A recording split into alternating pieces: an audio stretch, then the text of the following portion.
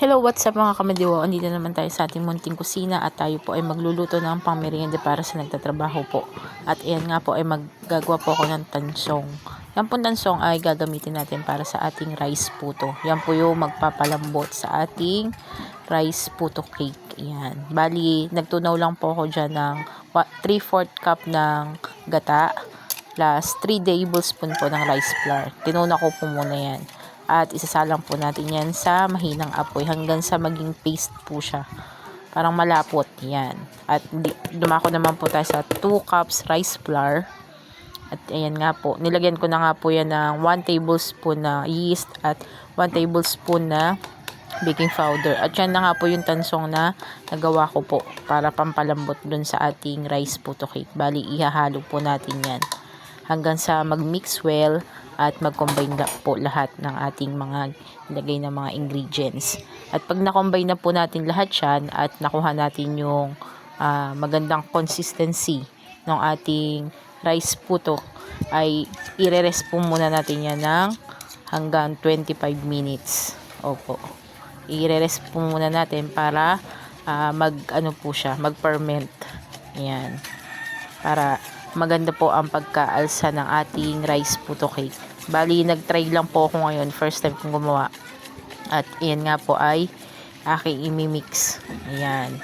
Pag ganyan na po yung consistency, ano nyo na po, salain. Kung gusto nyo salain o hindi, okay naman. Pero mas maganda salain para pinong-pino.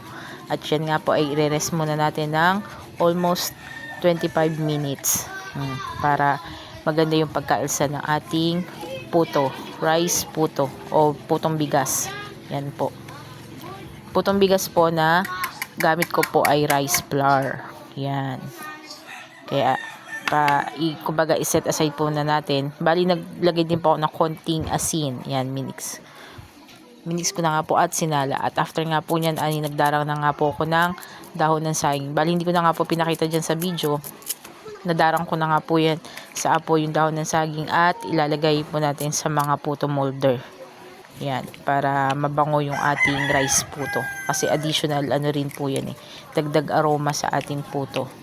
Ayan, nilalagay ko na nga po isa-isa para pag nilagay po natin at maluto ay mabango ang ating rice puto. Bali, 2 cups lang po yung rice flour na ginawa ko. Kumbaga, nag-try lang po ako ngayon. Ayan. Bali, maglalagay po ako ng flavor. Ang lalagay ko pong flavor ay ube flavor. Naglagay po ako ng ube flavor at saka ube food coloring. Yan, violet food color. Ang fair na po ang gamit ko. Bali, hindi ko naman po inubos lahat. Yung isa po ay classic. Yan, nagtry lang po ako ng violet. Kung ano magiging outcome at magiging lasa. At yan na nga po ay minix well ko mga kamadiwaw para maganda po ang ating color ng ating rice puto. At after nga po nyan ay nagpakulo na nga po na tubig at sinala ko na. At ayan na nga po ang ating putong bigas.